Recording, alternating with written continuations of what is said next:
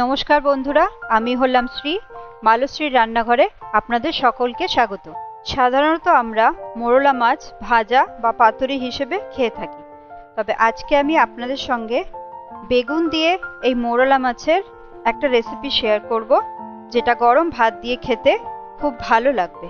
ताहले आजकेर रेसिपि शुरू करछि बेगुन दिये मोरला माछेर तेल झाल। आजकेर रेसिपिर जोन्नो आमी 350 ग्राम मोरला माछ निয়েছি।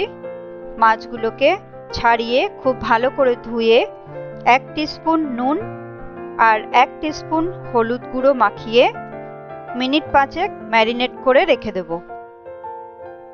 যতক্ষণ মাছটা ম্যারিনেট হচ্ছে ততক্ষণে 5 টেবিলস্পুন সরষের তেল কড়াইতে দিয়ে তেলটা খুব ভালো করে গরম করে নেব।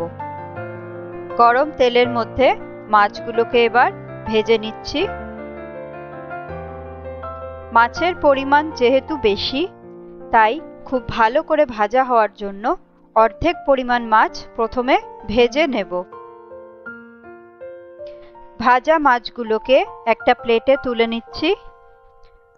ওই একই ভাবে বাকি মাছগুলোকেও ভালো মতন কড়া করে ভেজে নেব।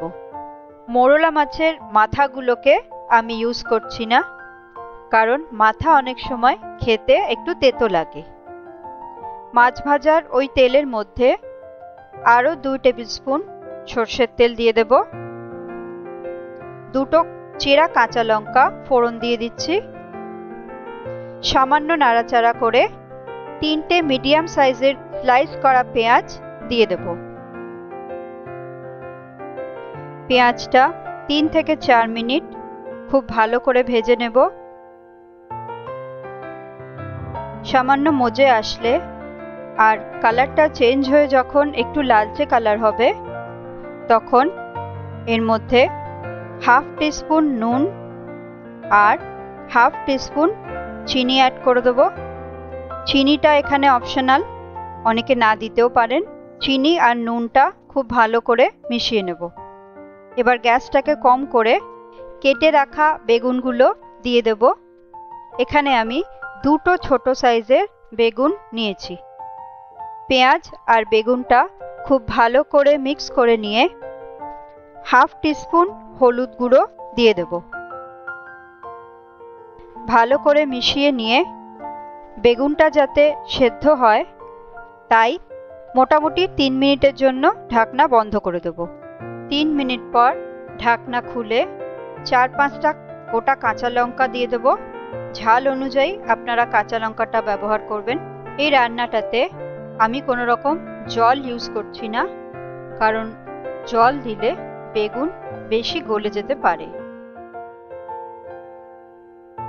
1 থেকে 2 মিনিট ভালো মতো নাড়াচাড়া করে আবারও 2 টেবিলস্পুন সরষের তেল দিয়ে দেব আর তেলের ওপর 1 টিস্পুন লাল লঙ্কার গুঁড়ো অ্যাড করে দেব।